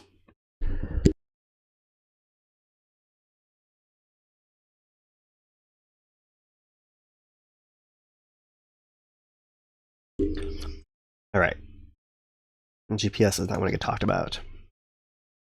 So moving on from there, we have a new map. This is the last map from October 7th. And our value... Sorry, you guys. Go ahead and take a break. I'll look at the map for a minute with everybody. Just go over some of the details here. 2,900 feet above sea level now. So moving on up. Volume is now at 29 billion gallons. That's just so much. The lake extent is the active, I think, lake extent is 3 acres. The total is 294. So that a lot bigger than that little old water lake that we evaporated in the beginning of the eruption back in 2020. Let's see if Phil is feeling all right. But yeah, this still continuing to grow, but not quite as fast as it used to be. Thanks, Dane. So yeah, this is October 5th data right here. And so that's what I point out, especially 110.6. And then I'll iterate to the October 31st, actually 28th data point here, right? So not any real change in the actual map extent. Maybe a slight little pad right over there, but very, very little. If I zoom it in, 110.8 billion cubic meters. So it is increased by 0.1 billion gallons. So it's still 29, still 3 acres. Still, you can see we added 1 acre here. We're up to 95 acres for the whole extent of the entire crust. But this is a value that's the most surprising here, that we've only risen 0.2 million cubic meters. Right. So let's put this in perspective. Here's our map for volume accumulation. Red is the current eruption. Blue is the last one. So the blue, something different. But let's zoom in here to our right end. And I've artificially added these 2 points right in here because we believe that during that intrusion there was a drain back, and it's kind of estimated the same rate to be constant for that whole time. So this is approximate right in here. But the real important thing is this, from 10.6 to 10.8, really very little change, whereas you can see that we haven't had that little change at any other point in the history of this eruption. It's been rising the entire time. This is the first time it brings up the question of what, if it's not reaching the surface, where is it going? Is it slowing down? Is it ending? What's going on over there, right? So I've already laid out that it's still coming in, that the GPS is still swelling, the tilt's still swelling, magma is still coming in. It's just not reaching that surface area as easily for whatever reason, and that could be due to, as we mentioned before, the intrusion that occurred back in September. Maybe it's made additional space, right? Maybe that was the opening of a new arm of the reservoir, and now we can continue filling that as well, potentially. That might express as that tilt continuing to rise, for example, right? Without actually reaching the surface, because as we've learned, even 2 miles down, the tilt can detect that signal there. We know that when a flank moved in late October, that it made more space on the side of Maunaloa, right? We're talking about Maunaloa's pressure being relieved a little bit. That same thing could happen with Kilauea, maybe not directly because it's not the same exact side of the mountain, but that one attaches to Kilauea's south flank as well. So if that moves, it allows the rest of Kilauea's south flank to adjust a little bit too. And maybe if I dug into some of these data points here, like if I go to, see, there was one of these that was looking hard to tell with these, right? But like here, Mane, Pukanene, maybe this thing is actually taking a little bit of a south jog right there. That's showing that it's reaching that south flank of Kilauea, maybe. So that's a possibility as well, that there could be more space on the ground from that flank movement, or possibly both. Or it could be that it's just not not reaching the surface because it's easier to fill the Summit Reservoir and Upper East Rift, for example. And the long and short of it is that the value we have for diffusion rate for the last month is only 0.1 cubic meters per second, right down in here. Right? And so obviously it's a lot less than the peaks from the eruption, but it's a lot less than this other steady state eruption we've had for a while too. It's hard to see on this scale, so as usual, I'll rescale it and cut off the top of here on the left side. There's a 0.1, and you can see that's really come down quite a bit. And when we had values in the 0 points during the last eruption, that heralded the beginning of the end. Right, it didn't stay down, it actually bounced back up, it came back down, stayed up a little bit. So 0.1 seems a little too low for it to be purely the lava output there. But that's the result of what's reaching the surface only, right? Not how much is coming into the volcano and what's filling underground. So certainly the surface is not getting nearly as much for whatever reason. And that's where, here, I'm gonna fix this real quick, Dan, because for some reason this did not load properly. Let me get off screen and fix my thing off screen real quick. Got a couple what we used to do. And the point I'm going to show you guys is that same video I showed you at the start. The crater floor is rising. Here, let's put it back. All right, so this is the F1 camera. Hope this works. It loops. All right, yeah. So all I've done is really quickly I've just since the collapse, September 20th until now, just sped it up really fast so you can see this crater floor actually is rising. You see kind of flash pink at the bottom. It was right after the collapse happened, and hopefully you can see that movement. Right, it's kind of, you have to speed it up a lot when it's going that slow to see it, but it is still rising. And one thing that I wanted to point out in this image is if you look at the lava within the pit, the lava is not rising within the pit. The whole lava and pit is all rising together. And so that's why our V1 camera was showing that kind of pattern, and we still see the lava lake depth. That's the laser pointing at the surface itself is still showing variations in long-term rise. But interesting to note that it's still coming up, and maybe more clear in this view that we showed you at the beginning from the B1 camera, daytime images only. And this is once again from September 21st until today, so the last 2.5 months ish. You can clearly see the crater floor rising here as well, right? Slowly and fuming consistently. And when I mentioned before that it was rising more in the middle, if you look at the foreground here, like this piece of the crater floor doesn't seem to be rising as much as it is like tilting towards the camera, right? Whereas for here, you can see all that part seems to be swelling more upwards. And so it's fascinating how it's really bulging and changing shape there. So you can almost see this hinge line right in here coming into play. So it's still filling in. That's the long and short of it. It's just doing it very slowly, and we have questions about what comes next with that. But the pattern's been filling, and I thought I'd show this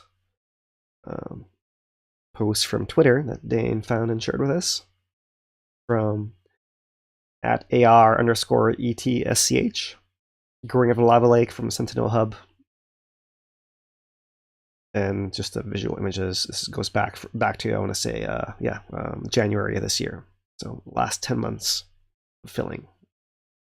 See the lava filling in our pit and lapping onto the down drop blocks here in the northern part, upper part of the image. And that's a long-term pattern still, right? Still filling. Okay, so here is the GPS vectors that we took from the presentation last week, and just to point out how much Kilauea is actually swelling. You can see the length of these arrows shows the magnitude of movement over the last 6 months here. So you can see magma is, the biggest arrows are all radial around a summit region. And you also see the south flank has been steadily moving, especially in this area over here, right? This kind of south and southwest part of the south flank, and not so much the southeast part of the southeast flank. South flank there. Right, and Maunaloa, as you can tell, here's the southeast flank. It's moving off in this direction. You see lines are right up with here, so it makes sense that this is all moving kind of together in some ways, right? So that's the story there. But the question does come up then.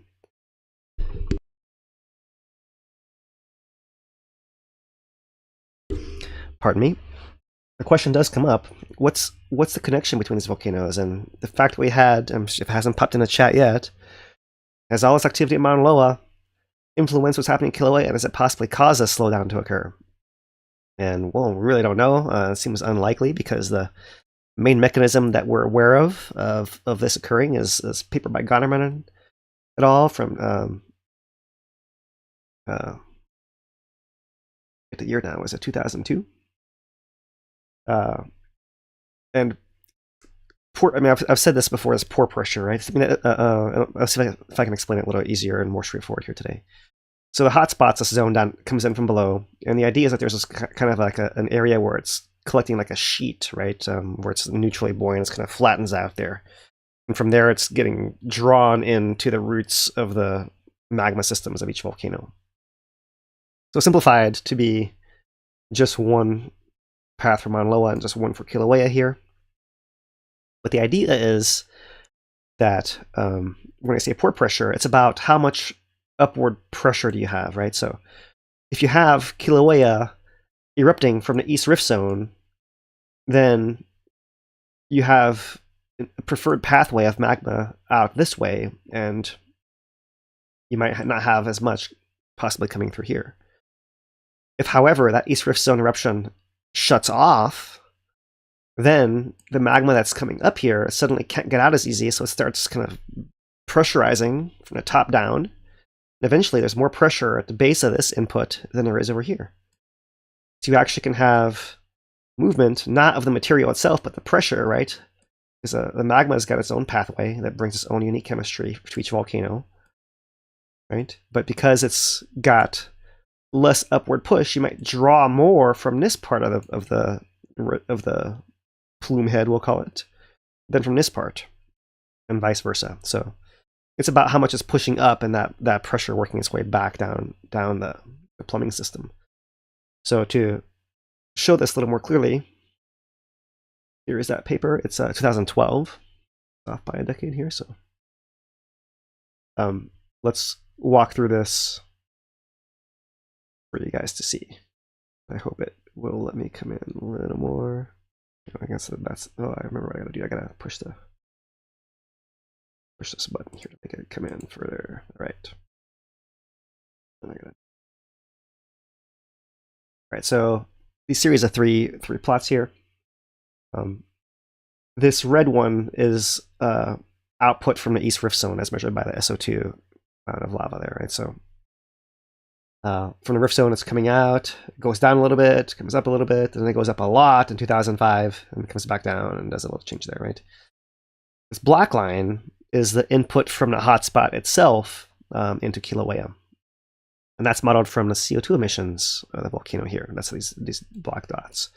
So basically, there was an extra surge of magma into the volcano from deep in a hotspot that came through in late 2003 and lasted into 2005 mostly. Kind of tailed off for a lot longer than that. But it was mostly 2003 to 2005. That chunk right in there, right? So that's what we'll take from this upper plot. Let's move on. This middle plot here, we're looking at the change in length. So this is about it's like how much the volcanoes are actually spreading. The red line is Kilauea, blue line is Maunaloa. So if I can zoom it in, let's see how much I can get here. Zoom it way in. The red line is coming up first, and then the blue line is following. And that's thought to be the delay you have between something happening at one volcano and the other, which they say is on an order of 6 months or so. Right. So the idea here is that the magma comes in. Both volcanoes are swelling and spreading similarly. And then here in late 2005, something different happens. What happens, in fact, is the East Rift eruption opens back up as far as the volume. It starts putting out more volume than before. So when it happened, that's this red line here. So that's the red line of Kilauea. Kilauea really goes a lot, opens up a lot more. And as a result, Maunaloa, which if this relationship did not exist, should have kept inflating at this rate, actually was shown to react to Kilauea's opening up and kind of tail itself off there, right? So that's the basic idea there, is that as Kilauea, as magma can erupt from Kilauea more easily, then Maunaloa shuts off more, and as it is restricted out of Kilauea, Maunaloa can then turn on more, right? And so in that context, you could say that what's happening now is kind of similar, right? That we've had magma coming into Kilauea for a while. It's coming to both volcanoes. They've both been swelling similarly. Recently, Kilauea is showing that it's able to intrude and it's injecting more magma into its underground areas than coming towards the surface. And that means that the pressure, the pore pressure or the pressure coming upwards is actually able to propagate back down that pipeline to the volcano. And it could, after 6 months, manifest an increased magma into Maunaloa. So if that happened, increased magma into Maunaloa was in around August, September or so. So it would have been back at the turn of the year, at the beginning of 2022, that Kilauea was starting to get full already, right? So it was actually fairly early on in its eruption. The volcano started to actually push underground and possibly pressurize into Maunaloa, if that's in fact what actually happened.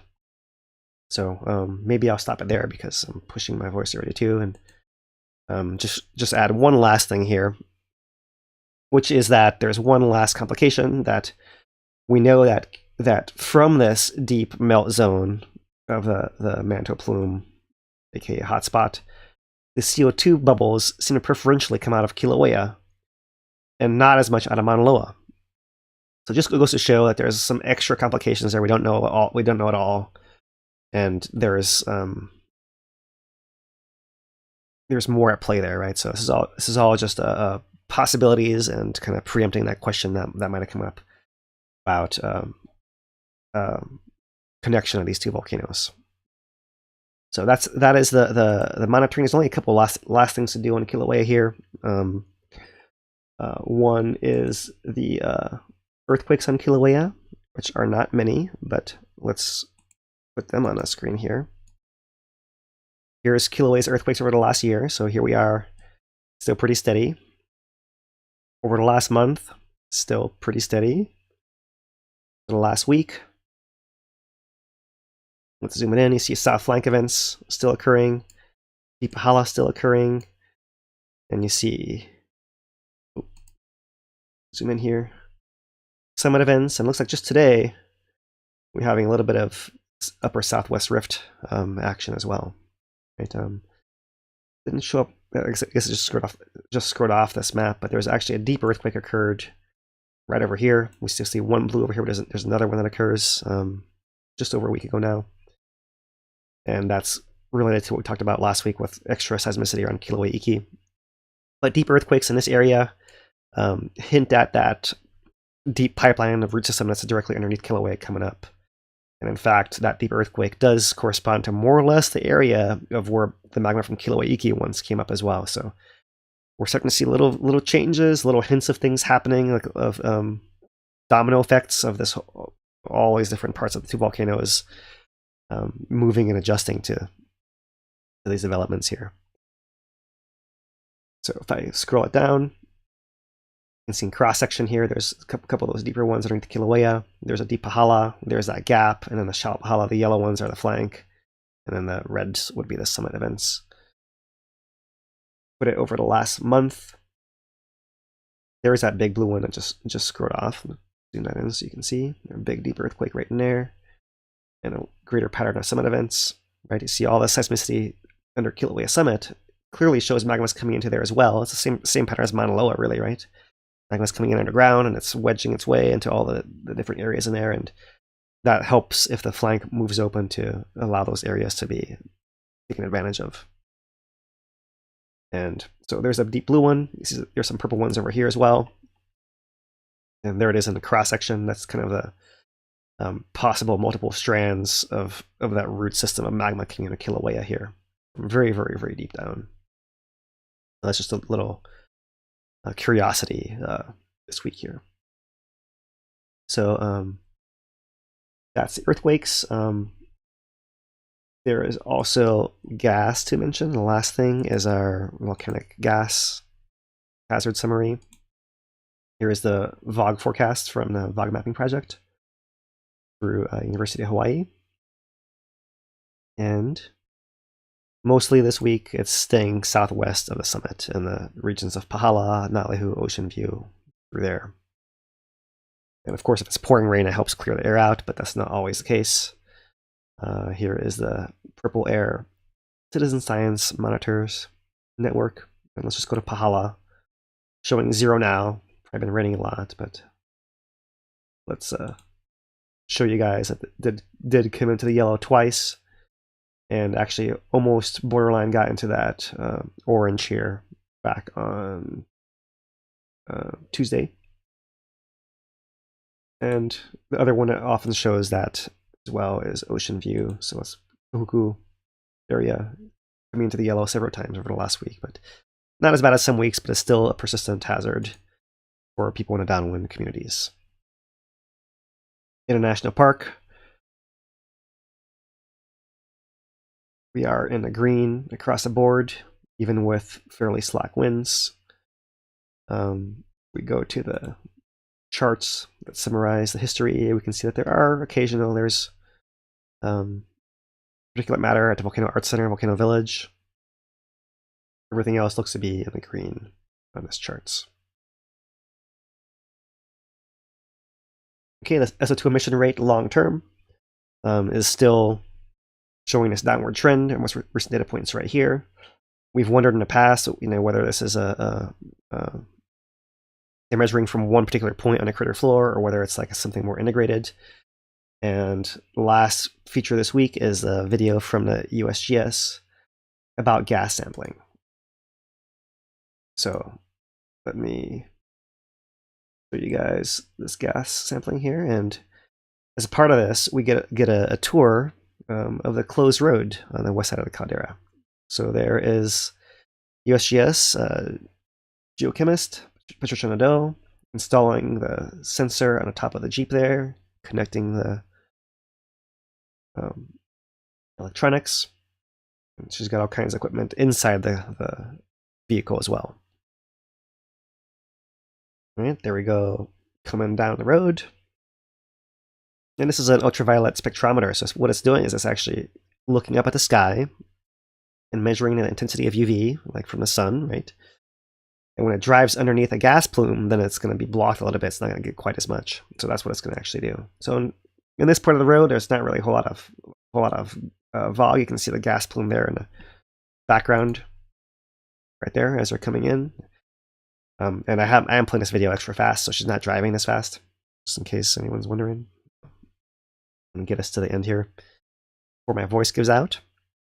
And you can see that they're using both the remains of Crater Rim Drive, but they're also using some of these dirt roads that are off of there, right? There's all kinds of equipment installed in this area of the caldera. So there's established pathways that already have existed for a long time. And the road there has not fallen into the crater. So you can do different traverses, and essentially you need to drive underneath that gas cloud so you can have that instrument shooting up through it all the way across, right? And you want to do that over and over and over and in again, and different locations, different times. And because we saw that gas and those images kind of funneling towards that notch and concentrating, you have a pretty good chance that a lot of it is flying up and out, right? But it does show that they're using the same spectroscopy method, and it does require optimal wind conditions and weather conditions. If it's pouring rain or if the wind's blowing in the opposite direction, you obviously can't do this kind of measurement, which would explain why you don't see them all the time, right? Not only that, you're driving back and forth and having to take all this data back to the office and do the whole mathematical inversion and all the calculations on it. So it's not an instantaneous thing either. So there you can see that fog cloud there in the sky. And here they are trying to drive under it and avoiding the cracks in the road. This is driving towards that collapsed area, or passing the southwest rift zone here, an old pull-off for visitors in the national park. As a surface expression of the southwest rift as it intersects that Crater Rim Drive. Can't go there anymore as a member of the public. And there's that notch. The gas is blowing out of there and coming across the road. And so that's what they're measuring, their source. So we got a little bit more information there about how the measurements are being done, and little more insight into the limitations and how all that's being put to use. And the last thing I have to say here is just showing you guys the USGS-HVO update, showing you guys no significant changes, showing the volumes and the measurements, all that, and nothing's really changed in this report either, but crediting our source here, mahalo to the USGS-HVO for making all this information available. And that is it, Dane. We can switch to our last round of questions and wrap it up here. Or just do a couple questions, keep the last round short. I'm sure everybody would understand. A bunch of people commenting about you needing some tea or something along those lines. But Rockmandu has a couple good questions here, but they are... well, I think one's Maunaloa, one's Kilauea. So the Maunaloa one, Maunaloa looks primarily effusive style eruptions, but what mechanical process could change to a more paroxysm style, or what is that? Paroxysm, Plinian.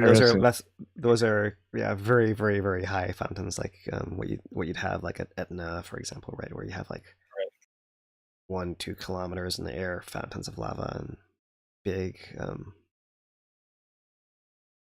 upwards reaching ash as well. Plinian. So is Maunaloa known for really big fountaining? Not to that extent. Not to that extent. We've covered explosive deposits on Maunaloa in the past. They are largely right around the summit. It seems like they're just fractured, right? We don't see like any. It's not like a fresh fountain of lava that's blasting these things out. We suspect it's interaction of groundwater with those eruptions, and that might seem weird at first thought because the mountain's so big, but we know that there is permafrost up there within those layers, right? And it could just be one of these small perched aquifers that's very small and localized that causes localized explosions as well, right? The exception would be that there's on the Ainapo Trail, a little ways down the volcano, there are some explosive deposits that would have had to come out at a pretty high speed at high angle to reach those lower elevations there. Not low, but lower than the summit. But we really don't know that it would necessarily require those larger and different style eruptions, right? So we believe explosions are localized in Maunaloa, like the explosive deposits are very, very limited in extent, very localized. A lot of them are just right on the rim, and that's all you get. And then one patch further down, it's actually quite a lot older. So certainly if you had like a big, people say, oh, if the whole side of the mountain fell off, then they could open the middle, and something like that. If you suddenly depressurized it, you could have something like that. But the side of the mountain can't fall off, you guys. That's just not how it works, right? I know it's like the sexy thing to say on YouTube, and it's like the thing that causes the most alarm.